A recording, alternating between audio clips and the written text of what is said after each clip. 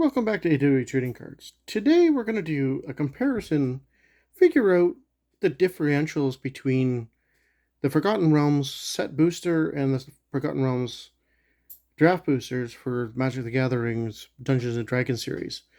We're going to go through it card by card. I'm going to open up both packs, put them one beside each other, play it out on the board, flipping one card into the other and figuring out what the breakdown is per pack. So we're going to open up the set pack here. So we have our set booster. Doesn't look like we have anything crazy on the back here. But there's our set booster, and it's got a nice art card on the top there. And we'll go into our draft booster here. Looks like we have another token on our back here. But looks like, here's the differentials between the two. So you start, on the set booster side, you start off with this nice, beautiful art card. So you have these art cards. They're not too bad. It's 64 out of 81. It's a beautiful picture. I like these art cards. If I can find a way to get them blown up and put pictures on the wall or something like that, that would be kind of cool. But the next card down is, you look at these comparison. We have two commons. One common basic land. So there's basic land in the set booster, but not in the draft booster. So that's all well and fine. And then we have these next cards here. So there's some really cool looking cards in this set. Special inserts. I like that. It's interesting. It's just a fake drawing, like not a fake drawing, but a non-colored drawing picture in that. It's kind of cool that they've had these extra inserts. I think this set, as well as Modern Horizons, I'm going to collect the sets completely because they started to make it collectible worthy again when it comes down to these cards. So our next cards are a couple more commons. And then we go, here's a couple more commons here. So it's looking like we are, well, there's Dragon's Fire.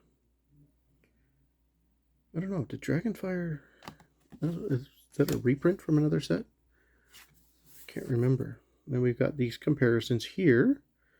Bar the Gate and Baleful Beholder. Counter target creature, planeswalker spell, venture into the dungeon. Ooh. Now we've got these cards here. Paladin's Shield and the Hunter's Mask. So you notice we've started to get into the uncommons on the set booster side. And we still got commons going on here for the draft booster side. So here's a couple more cards here. Tiger's Tribute Hunter, and then we have you hear something on watch. Ooh, it sounds kind of spooky. Well, let's go with the next card. I think I might have messed up a little bit, but I think there's only 12 cards in one, and so there's a 3/3 haste creature and a 4/4 trample creature.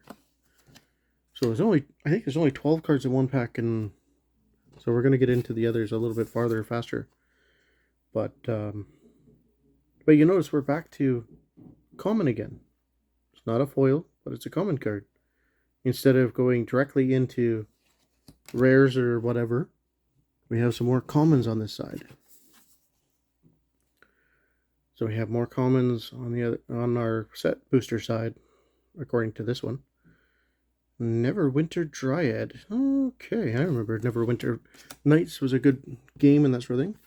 So there's another one of those fancy dancy drawing ones. And here's our rare out of the set booster side. It's not too shabby. The Black Staff of Waterdeep. And then we go into Baldur's Gate, which is kind of cool. Because I played Baldur's Gate and stuff like that when I was a kid. These cards are actually coming up pretty neat. So there's our foil card from the one set booster side. So there's technically 12 cards, I believe, on a set booster side and 15 on the draft booster. But here's an uncommon. Whenever you roll the dice, one or more on the dice, create a 1/1 blue flying dungeon creature token with flying. That's kind of interesting. And on the one side we have our dungeon card that you're going to need for the game. It's all well and fine. It's got a token on the other side, kind of a neat little skeleton, but at least they're using the other side of the card for something kind of cool. Okay, let's finish off the draft booster here. So we have a bag of holding. Whenever you discard a card, exile that card from your graveyard, draw a card, and then discard a card. Okay, I don't know why you would do that, but okay. And here we have our legendary creature, our rare, Nadar Selfless Paladin. Other creatures you control get +1/+1 as long as you've completed a dungeon. It's kind of interesting, and actually, lo and behold, I was wrong. The draft boosters do contain basic land, just not at the beginning part. They're at the end of the pack, along with the dungeon card. So I didn't get any foils or anything super special out of that one, but here's your little dungeon card and your token creature on the other side of the dungeon card. But I thought I would do this comparison just to show off a little bit more of what you get in each of the two different boosters. And like I said, I really like these art cards that come in this set.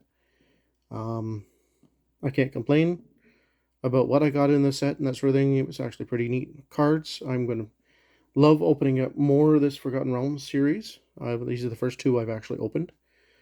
But if you guys are looking for anything special, any cards or anything along those lines, any magic, we do have a website. The link will be down below. Feel free to check it out. There's lots of singles on there from many of the different sets from the last X number of years. We'll be putting the link in the description below for it. We'll catch you on the next video. Hopefully, you'll smash that like button and subscribe to our channel so you can see more videos like this. Thanks for watching.